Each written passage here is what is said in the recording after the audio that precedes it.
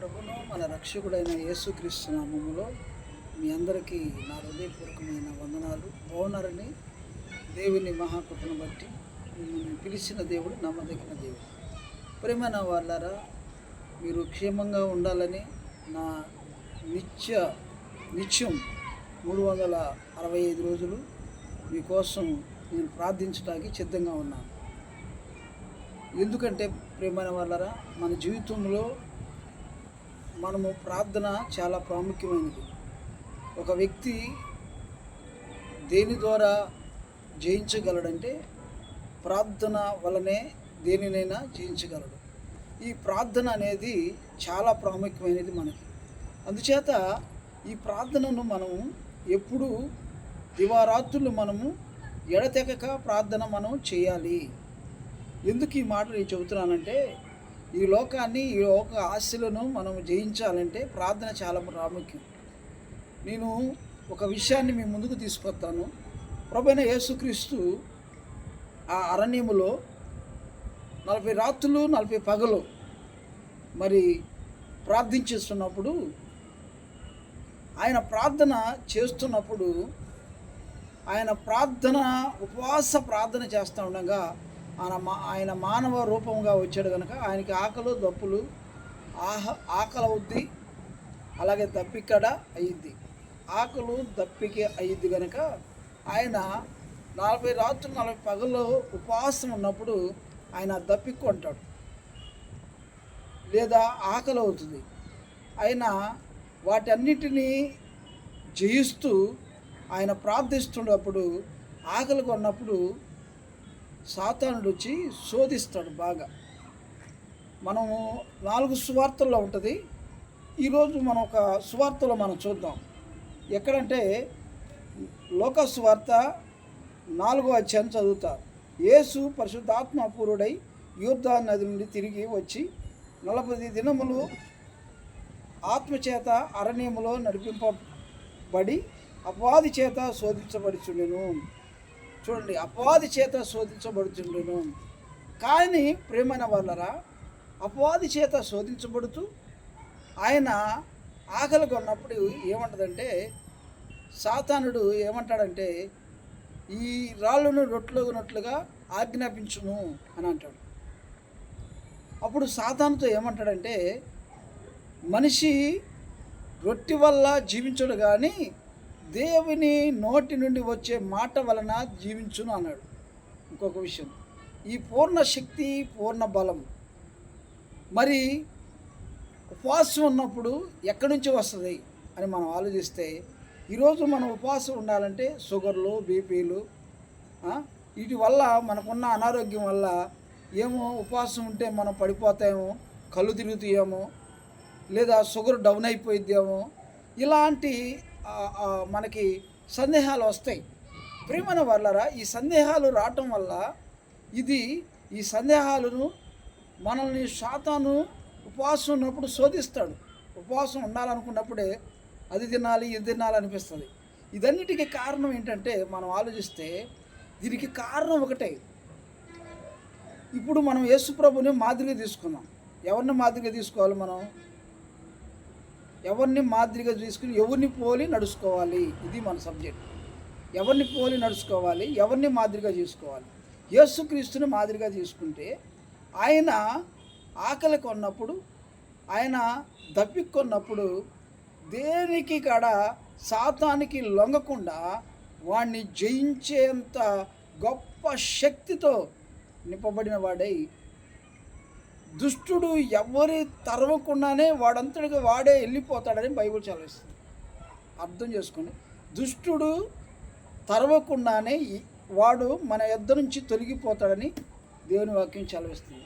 ఇందుచేత ప్రేమైన దేవుని బిడ్డలారా, దేవుని మాట ఇంతగా మనకి తెలియపరుస్తున్నప్పుడు ఇక్కడ ఒక విషయాన్ని గమనించాలి.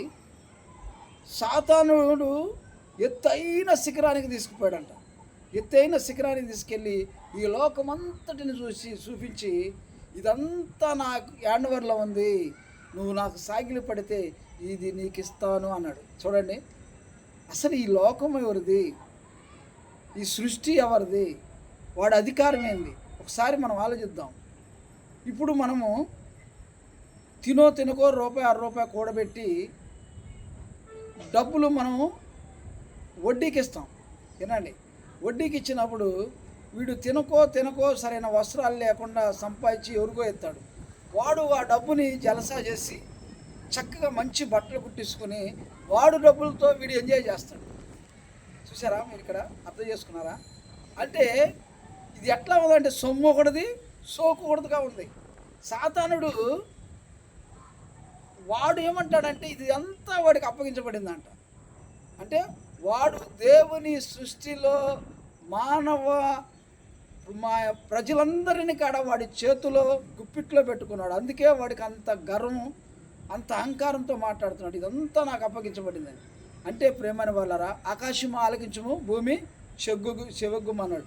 ఆకాశం ఆయన స్వాధీనంలో ఉంది, సృష్టి ఆయన స్వాధీనంలో ఉంది. కానీ వీడి పెత్తనం ఏంటంటే వీడు బెదిరిస్తున్నాడు అనమాట. అయినా ఆ బెదిరింపులకి భయపడలేదు దేవుడు.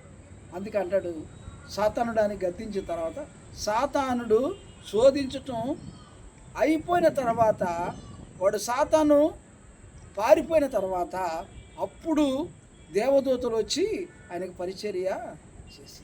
ఇక్కడ ఆలోచించాలి, ఇక్కడ మనం ఆలోచించాల్సి.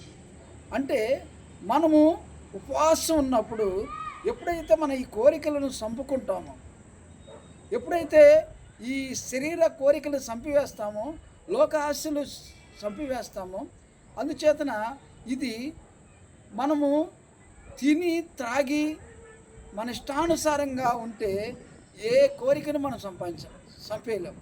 అందుకని మనం ఏం చేయాలంట, ఉపవాసం ఉన్నప్పుడు మనము శ్రేష్టమైన ఉపవాసం ఉండాలి.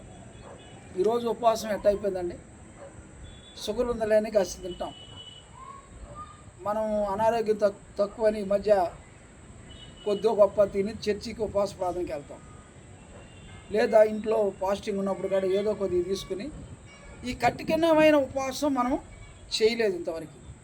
ఎందుకు చేయలేదంటే మనకి ఈ అనారోగ్యాలు చేత మనము చేస్తామో లేదో కలుదిరిగి పడిపోతాం. ఈ భయాలతో ఉపవాసం అనే దానికి ఏమైందంటే, ఉపవాసానికి పేరైతే పెట్టాం కానీ దానికి శుభ్రంగా.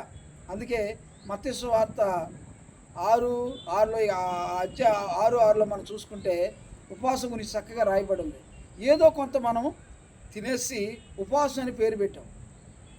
అందుచేత ప్రేమైన దేవుని బిడ్డలారా, మనం చేయాల్సింది ఏంటంటే దేవుని సన్నిధిలో, అందుకే నువ్వు మోకరించి ప్రార్థించి నీ పక్షముగా తానే మనకు పక్షంగా నిలబడి మొరపెడతాడంట.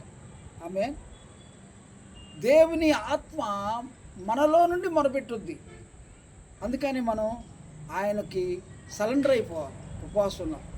అందుచేత ప్రేమని దేవుని బిడ్డలారా, 365 రోజులు 365 రోజులు మనం చూస్తే 365 రోజులు మనము నిత్యము దేవుని సన్నిధిలో ఎక్కడక్కడ మనం కుడి ఎడమకు తప్పిపోకుండా ప్రతి సంవత్సరం మనం సరిచేసుకోవటం అనేది చాలా ప్రాముఖ్యమైనది. అందుచేత ప్రేమైన దేవుని బిడ్డలారా, మనం ఆలోచించాల్సింది ఒకటి, మనం చేయాల్సింది ఒకటి. దేవుని సన్నిధిలో ఈ 365 రోజులు ప్రభు సన్నిధిలో నమ్మకంగా ఉండటానికి ఇష్టపడదామా? మనం చూస్తే మనము ఇవన్నీ ఎందుకు జరగట్లేదు, ప్రార్థించినా మా ఇంట్లో ఇది జరగట్లేదు, ప్రార్థిస్తే మాకేది జరగట్లేదంటే, ముందు మీ ఇంటిలో నుంచి సాతానుడు వెళ్ళిపోతే తప్ప, వాడు మీ అద్దరి నుంచి తరవబడితే తప్ప దేవుని సన్నిధి ఆ ప్రకాశం మన మీదకి దిగి రావాలంటే సాతానుడు మన యొద్ద నుంచి తొలగిపోవాలి. ఆమె ప్రైజ్ లార్డ్. దేవుని బిడ్డలారా, ఆలోచించండి. ముందు దుష్టుని మనం బంధిస్తే తప్ప దేవుని కార్యాలు ప్రారంభించబడవు. వాడు మనకి అడ్డుబండగా నిలబడుతున్నాడంటే వాడిని జయించే శక్తి నువ్వు లేకపోతే ఎప్పుడు ఎక్కడేసిన గొంగడ అక్కడే ఉంటుంది. సున్నం కొట్టిన సమాధులుగా మనం మిగిలిపోతాం తప్ప మనము దేవుని యొక్క అద్భుత కార్యాలు మనం చూడలేము. ప్రార్థనా గదిలో ఆయన మహిమను చూడలేము. కారణం ఏంటంటే, ఆయన మహిమను చూడాలంటే, ప్రార్థనా గదిలో ఆయన మహిమను, నువ్వు ప్రకాశింపబడుతున్న మహిమను నువ్వు కనులారా చూడాలంటే, ప్రేమైన వాళ్ళరా, నువ్వు చేయాల్సింది ఒకటే, వాసం ఉండి వాడిని దుష్టుని బంధిస్తే తప్ప, వాడు మీ కుటుంబం నుంచి వెలివేయబడితే తప్ప అప్పుడు మీ కుటుంబానికి ఆశీర్వాదం అనేది అప్పుడు ప్రారంభమవుతుంది. చూడండి, యేసు ప్రభు ఉపవాసం ఉన్నప్పుడు సాతానుడి చేత శోధించబడుతున్నప్పుడు ఏ దేవదూత అక్కడికి రాలా. ఎప్పుడైతే సాతానుడి మీద జయాన్ని పొందాడో అప్పుడు దేవదూతలు వచ్చి ఆయనకు పరిచర్య చేసి, ఇది దేవుని సన్నిధిలో మనం జయించవలసింది. జయిస్తే ప్రార్థనా గదిలో మనకి ఆ ప్రార్థనా గదిలో ఆయన ప్రకాశం మన మీద దిగి వస్తుంది. అందుచేత ఆలోచించు ప్రియ కుమారుడా, కుమార్తె, దేవుని బిడ్డ, నువ్వు ఆలోచించు. అందుకే అంటాడు దేవుని వాక్యంలో మనం చూసినట్లయితే మేకా గ్రంథంలో 6:6 వచనంలో ఏమంటాడంటే, ఏమి తీసుకుని వచ్చి నేను యెహోవాను దర్శిద్దును, ఏమి తీసుకుని వచ్చి మహోన్నతుడైన దేవుని సన్నిధిని నమస్కారము చేద్దును, దహన బలున ఏడాది దూడలన అర్పించి దర్శిద్దునా, వేల కొలది పొట్టేలను వేలాది అర్పించి దర్శిద్దునా, వేల కొలది పొట్టేలను వేలాది నదులంతా విస్తార తైలము ఆయనకి సంతోషమును కలుగు చేయునా, నా అతిక్రమములకు నా శ్రేష్ఠ పుత్రుణ్ణి ఇద్దునా, నా పాప పరిహారమునకై నా గర్భఫలమును ఇద్దునా. ఓ మనుషుడా, ఏది ఉత్తమో అది నీకు తెలియజేయబడి ఉన్నది. న్యాయముగా నడుచుకొనుటయు, కనికరమును ప్రేమించుటయు, దీన మనసు కలిగి దేవుని ఎదుట ప్రవర్తించుటయే, ఇంతే కదా యెహోవా నిన్ను అడుగుచున్నాడు. ఇంతే కదా ఆయన మనల్ని అడుగుతుంది కదా. అందుచేత ప్రేమని వాళ్ళరా, ఆయన ఏమంత కష్టపెట్టాడు మనల్ని. దీన మనసు కలిగి న్యాయంగా నడుచుకోవడం కదా, ధర్మపరంగా న్యాయంగా దేవుని నీతిమంతుడైన ఆయన ఏ మార్గంలో నడిచాడో అటువంటి నీతి మార్గంలో నడుస్తూ, కనికరాన్ని ప్రేమిస్తూ, పేదల్ని కనికరిస్తూ, మంచి మనస్సును కలిగిన వాడు, దీన మనసు కలిగిన వాగా జీవించటం ఇంతే కదా అడిగింది. ఇవన్నీ నీకు రావాలి అంటే, ఇలాంటి మనస్తత్వం నీకు రావాలంటే ఉపవాస ప్రార్థన చాలా ప్రాముఖ్యమైనది. ఉపవాస ప్రార్థన చాలా ప్రాముఖ్యమైనది. ఎందుకో తెలుసా? ఈ ప్రాముఖ్యమైన ఉపవాస ప్రార్థనలోనే ఈ ప్రేమ, కరుణ, చూడండి, ప్రేమ, కరుణ, ఏ డాగు మచ్చ లేకుండా సంపూర్ణమైన మనసును మనం పొందగలం. దేవుని మహిమ అప్పుడు చూడగలం. ఈరోజు దేవుని మహిమ చూడలేక ఎందరో అయితే గతించిపోతున్నారు. నేను చెప్పే మాట ఒకటి, ముందు సాతానుని నువ్వు బంధిస్తే తప్ప దేవుని మహిమ నువ్వు చూడలేవు. నీ యొక్క అతిక్రమాలను బట్టి, నీ పాపాలను బట్టి నువ్వు దేవుని చూడలేవు. నీ యొక్క దుర్మార్గతను బట్టి, నువ్వు దుర్మార్గంలో పాపంలో ఉండి నేను ఉపవాసం చేస్తున్నానంటే ఆ ఉపవాసం దేవుని సన్నిధికి చేరనే చేరదు. అందుకని దేవుని బిడ్డగా నేను ఒకటే చెప్తాను, మనం ఉపవాసం ఉండి దుష్టుని బంధించి ఆయన కనికరాన్ని, ఆయన ప్రేమ అనురాగాన్ని మనం పొందాలని మనస్ఫూర్తిగా కోరుకున్నాను. ఇట్టి మాటలు దేవుడు మనల్ని దీవించి ఆశీర్వదించును గాక. ఆమేన్. God bless you. ఈ ప్రేమైన దేవుని బిడ్డలారా, మీతో ఒక మాట పంచుకోవాలని ఆశపడుతున్నాను. కలబర సైన్యం ప్రార్థనా మందిరాన్ని సబ్స్క్రైబ్ చేసుకోండి, షేర్ చేయండి, అనేక మంది లైక్ చేయండి. ఇది అనేక మందికి చేరేలాగా మీ వంతుని మీరు సహకరించమని ప్రభుపేట మనం చేసుకుంటూ, గాడ్ బ్లెస్ యూ. తండ్రి, మీకు వందనాలు. ఈ వాక్యం విన్న ప్రతి బిడ్డను దర్శించి వారి జీవితాలు మీ కార్యాన్ని జరిగించి నడిపించండి. యేసయ్య పరిశుద్ధ నామములో ఎవరైతే ఈ వాక్యం ద్వారా మాట్లాడుతున్నారో వారందరి జీవితాల్లో వెలుగును ప్రకాశింపచేయండి. యేసు నామమున బట్టి అడుగుతున్నాను తండ్రి. ఆమేన్. God bless you.